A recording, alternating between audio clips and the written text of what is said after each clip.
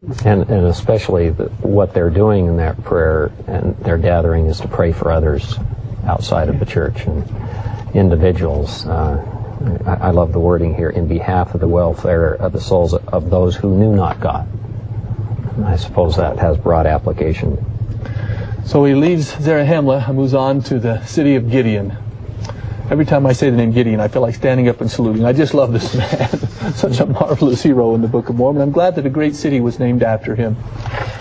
Have you ever contrasted the message he gives in Zarahemla to the message he gives in Gideon?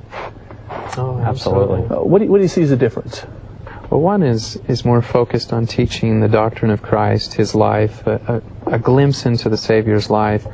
And the one is almost harrowing to me, this imagery of, I've experienced this, I felt this. But this one, I think he sits down and particularly of chapter 7, verse 9 through 12, I believe he's reading his scriptures. There's language here of Nephi in it. There's language of Isaiah in verse 11. There's language of the Psalms. I think he's searching his scriptures, putting together the life of Christ and sharing that. So a very different focus for me. And I think there's a recognition that these people in Gideon are really not on that road to apostasy, not nearly. In fact, I don't think they are. In verse 19, he says, I perceive that ye are in the paths of righteousness.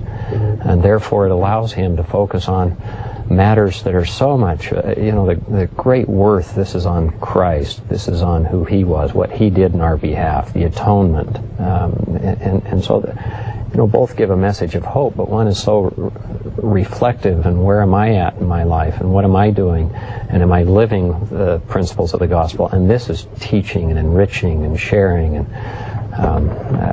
you get such a different sense between these two chapters. Yeah.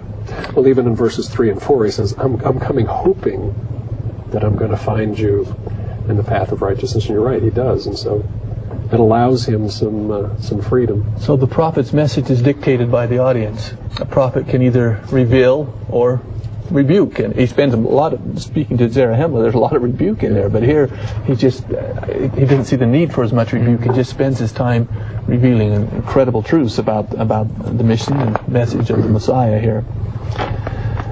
If you were making a list of things that we learn about Christ from chapter 7, think about what that list would include. You know what's going on here, 83 BC, what's happening in the Book of Mormon lands, where they have prophets teaching him and comparing that to what they knew about the Messiah back in the Holy Land, in the land of Israel. There's a world of difference. What does he teach them? What do they know about Christ here that maybe they didn't know in Israel?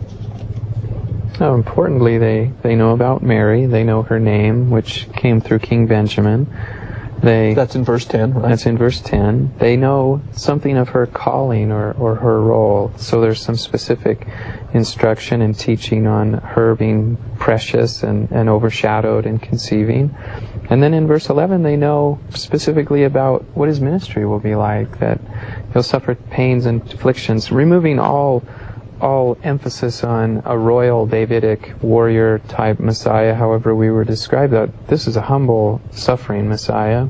And again, that would be news. And then in verse 12, referencing his death, so that the atonement is the focus of his ministry, not the redemption of a people as a physical nation. Well said. You had the feeling that if they had known this, if they had read chapter 7 at the meridian of time,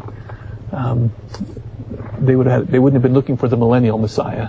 They would have been looking for the Messiah born of Mary, who came to have a verse 12 and 13 experience.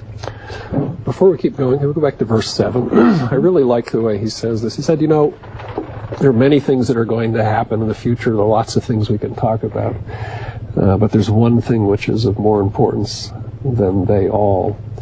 And that's kind of his lead-in to say, let's remember that it's still 80-some years away. From their point of view, it's beyond their lifetime.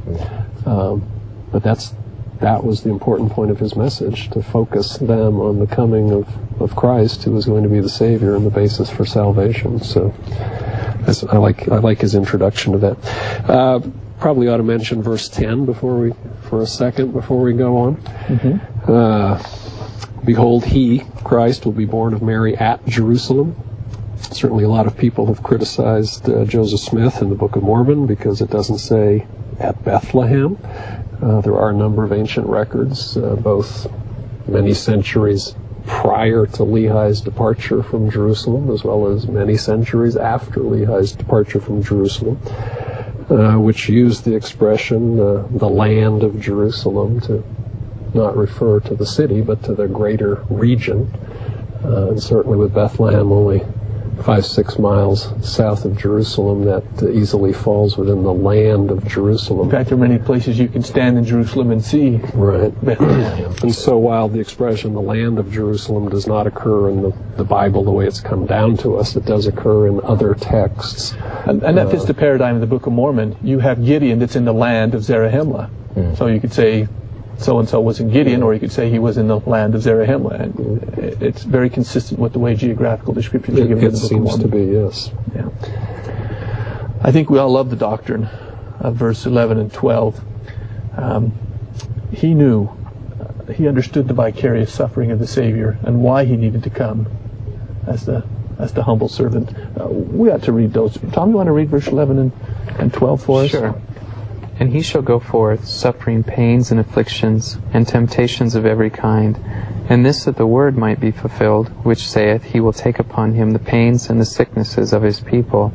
And he will take upon him death, that he may loose the bands of death which bind his people. And he will take upon him their infirmities, that his bowels may be filled with mercy, according to the flesh, that he may know according to the flesh how to succor his people, according to their infirmities.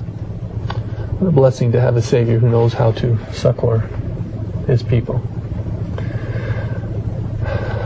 We're about out of time for our discussion today. When it's all said and done, what message do we really hope we learn from these chapters? I think, one of the messages we can share as a family, and that I've shared in my family from these chapters, is it's the feeling of sin, the weight of sin, that Alma really emphasizes in his talk. It's not the technical how judgment will happen. It's this weight, and he realizes it affects his happiness. It causes him to feel less than he should in the presence of God, and I think that's the result of sin that we're trying to avoid. It's not about necessarily what's written on the paper, it's the feeling it generates. Well said. Thank you very much.